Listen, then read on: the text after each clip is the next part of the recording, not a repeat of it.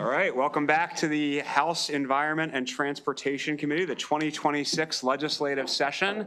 I know some of you are new, so I just want to make sure everyone remembers where you're supposed to be. Environment and Transportation is ENT, right? So we have this handy keychain, ET, to remind you what committee you're on. It's really good if you put it on your bag or your belt buckle and you get lost. The troopers will know how to get you back here. So keep this close. We've obviously had lots of changes in the interim, and some members left the committee. We've got a lot of new members, which is awesome. I did just want to take a brief moment to acknowledge that we have a member who we really lost during the interim, which was Delegate Charles Otto. He was a great member, longstanding member of this committee, and frankly, it just feels strange not having him where Delegate Holmes is sitting, giving me a funny little grin back. So I know we all miss him and appreciated his work here. Also appreciate that we have his successor delegate on the committee, Delegate Anderson, joining us. Welcome, Delegate Anderson. We have rejoined the committee after his years in the Economic Matters Wilderness, Delegate Fraser Hidalgo. We have Delegate Robin Grammer and his daughter joining us. Welcome, Delegate Grammer. We also have Delegate Odom, who was recently appointed from Charles and Prince George's County, who I don't think is with us at the moment, but will be on the committee as well. And of course, we have some great new leadership. We have my friend Delegate Guyton is now our vice chair. Congratulations, Vice Chair Guyton. We have continuing to chair the Environment and the Environment Subcommittee, Delegate Dana Stein. We have chairing the Natural Resources and Open Space Subcommittee, Regina T. Boyce. We have a new subcommittee chair, chairing Agriculture and Aquaculture, Natalie Ziegler. We have chairing the Utilities Subcommittee, Linda Foley. And we have chairing the Energy Subcommittee, David Fraser Hidalgo. And we have shifting her subcommittees, but still with us in the committee leadership, Robin Lewis chairing the Transportation Subcommittee. So congratulations to all of you. We look forward to our work together. We're also very lucky to continue to have on the committee to help guide us Delegate Holmes and Delegate Healy, who have been doing this work for a long time and are great resources for all of us in all the work we have ahead, which is significant. Obviously, it'll continue to be a priority of this committee to ensure safe and efficient transportation, to have a healthy environment and a sustainable environment, and of course, our new charge, pun intended, which is to deal with the state's energy issues. I think the speaker has made very clear in the remarks that many of us have heard her make over the past days that affordability is at the top of that agenda, and of course, we'll do that while also keeping in mind sustainability. So we have our work cut out for us. Lucky for us, we have amazing staff to assist us with that work. Returning for her 12th session with the committee and 19th in the General Assembly is the Assistant to the Chair, Trish Gagnon. Returning for her second session with the committee and third session in the General Assembly, we have Mana Mustafi. Returning as our committee clerk for the 7th session with the committee and 3 millionth session in the General Assembly, Rose Love. As another committee clerk, his first year in the General Assembly, Dominic Gardeni. He is a recent grad from Towson University, so welcome to the carnival. Another committee clerk and helping us at our front desk is Christian Giacomini, who has his first year in the Maryland General Assembly and is a graduate of the College of the Holy Cross. We have our awesome committee council, her 21st session with the committee, Kristen Flynn. I feel like this number is off. It says 22nd session with the committee, Patrick Tracy, but I think it's more than that.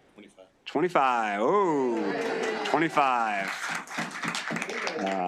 And then his first session with the committee, but 14th with the General Assembly, Steve Ross, who's helping us with energy issues. Trish will have a subject matter document, so everybody knows who's working on what, that she will circulate after this meeting. We have a new trooper this year, Trooper Layton, protecting us, making sure we're okay. I also have working for me, who many of you know for the second year and his third year in the General Assembly, Connor Curran. And interning for me this year is Olivia Sevi. And let me turn it over to the Vice Chair to introduce her own staff. Thank you. Mr. Chair, I am thrilled to be here with this great committee. I would like to introduce the man who keeps me completely organized all the time, Corey Johns, who is my Chief of Staff right there, if you'll just... Please reach out to him if you need me for anything. I have an open door policy. And then we also have my legislative assistant here, Mia Snyder. Mia, wave your hand. We are all here to be of service. Thank you. And of course, we're by folks in the Speaker's office. We have Dwayne Bond helping us for the first time. He was with ECM previously, so really helpful for our new subject matter. And Jeannie Ferretti is with us for the second year as well. And, you know, Patrick O'Leary is not far away, so I'm sure he'll continue to keep an eye on us from his new perch. We will start with our usual handful of briefings. I put a schedule on your desk of the things that are currently planned. Obviously, there'll be a lot more detail on the website about who's participating in these, but this gives you a sense of the subject matter. Obviously, with energy, new to this committee, we will be spending a particularly large amount of time on early session briefings, trying to get up to speed on that very complicated topic. In general, make sure you or your staff are checking the website every day for the hearing schedule, the briefing schedule, and of course, Trish will send out notices as well. Briefings and hearings continue to be hybrid for witnesses, so witnesses can participate on a virtual basis. Members can't. If you need to miss a hearing, obviously it's all streaming online and you can watch it that way. You can go back on YouTube and watch it later, but members cannot participate in the hearings virtually. The AV system's the same as last year, but just as a reminder, you tap the button once, it'll start blinking. When I call on you, the staff will take care of lighting your mic. You do not need to press your button again, right? So it's one and done on being able to speak, and I will call on you. Don't worry about the order in which I call on you. I will just call on you. You don't have to worry that I'm calling on you before someone else that you might like. You know, I'll take care of the calling order. Just like last year, your name and district will now appear virtually in front of you, you know, over the placard. So that's a nice little feature that we should now be used to. Witness sign up is the same. It's 2 business days before the hearing date. Guidelines are available on the webpage. Just remember that's 2 business days.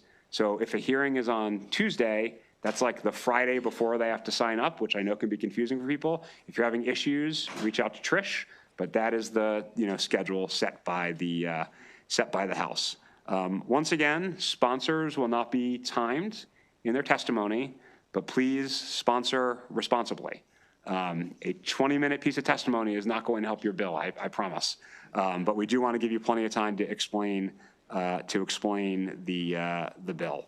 Other witnesses will be timed, you know, as is normal throughout the House. Questions are important at hearings, and we want people to ask their questions. But please make sure your questions are designed to either make some point you're trying to make or elicit some useful piece of information for the committee.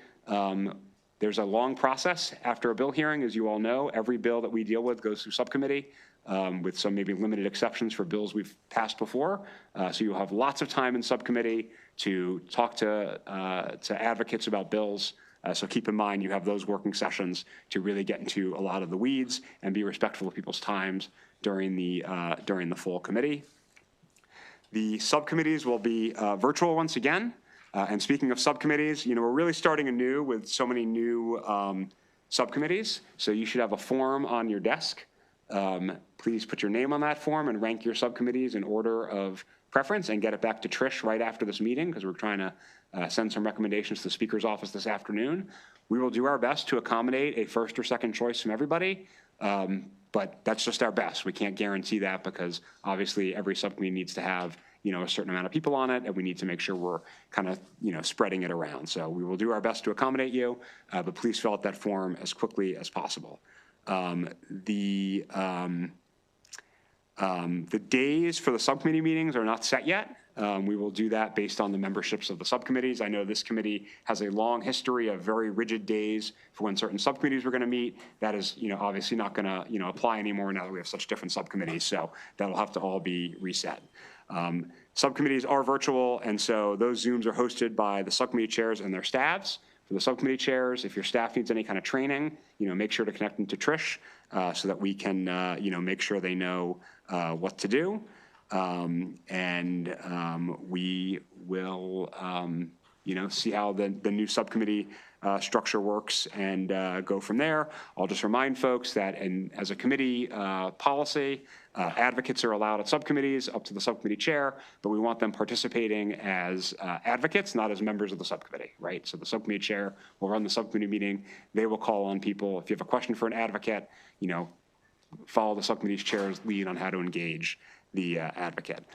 Also, the subcommittee chairs know that we like to have lots of people bring bills to the floor in this committee. So if you're interested in bringing a bill to the floor, talk to the subcommittee chairs. They ultimately decide that, but we want to spread the wealth among both parties when possible to bring bills to the floor. Committee voting will be, usually towards the end of the week, but, listen up for announcements on when those votes will occur. We'll try to do voice votes whenever possible, but we'll do roll call votes as needed. I would just note that, we want to make our points on a bill prior to the vote. So we'll have discussion on the bill. People should make their points on the bill. If we're going around doing a roll call, that's just a time to vote in the committee. That's not a time to make some new point or some closing statement. That's just for voting. Make all your points, your closing statements during the discussion on the bill. And please try to pay attention during voting. Now that Delegate Celebrity's not on the committee, I guess we don't have to worry about this as much.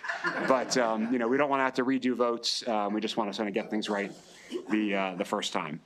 Voting lists, as you know, we try to get those out as early as possible. We're not trying to ambush anybody here. So please try to keep an eye out for that. But please also recognize that we're here for a fixed period of time, trying to get a lot of work done, trying to get a lot of bills through. So please, try to be flexible, as we go through that process. Just for everyone's benefit, the leadership of the committee, which is the subcommittee chairs, the vice chair, as well as Delegate Jacobs, meets every Thursday. And of course, you should already have in your schedules meetings with the vice chair and I and the other Democrats on the committee, as well as the Republicans on the committee. We want to make sure everybody has a chance to come in and talk about what some of their priorities for the committee are this year. And of course, I have a very open door, I have a very open phone, and I have a very open messages app. So please, reach out to me if there's anything you want to discuss, any concerns you have, anything you want to prioritize, please come in anytime. If my door is closed, it's because I'm either in there with one of you or I'm on a phone call for my day job. But otherwise, please, come in and chat. We, of course, will have our usual assortment of snacks and beverages back in Kumar's kitchen.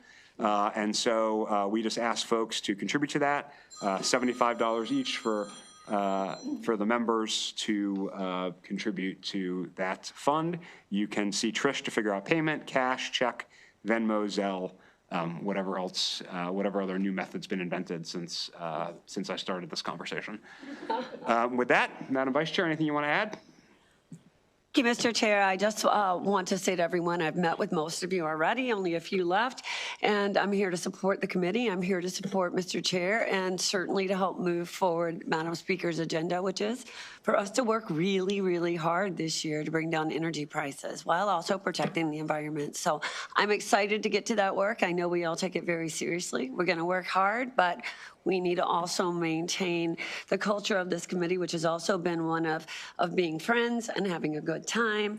And I'm going to steal this from David Fraser Hidalgo, who said to me the other day that back in the day when Maggie McIntosh was chair of this committee, she had the following saying, and I might throw this at you at some point if things get heated.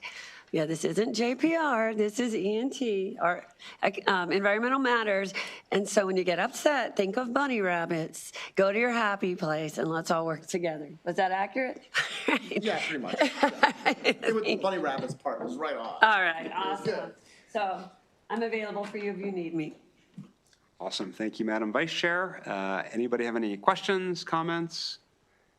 I'm being reminded that because of our new number of members, you need 11 votes to pass a bill.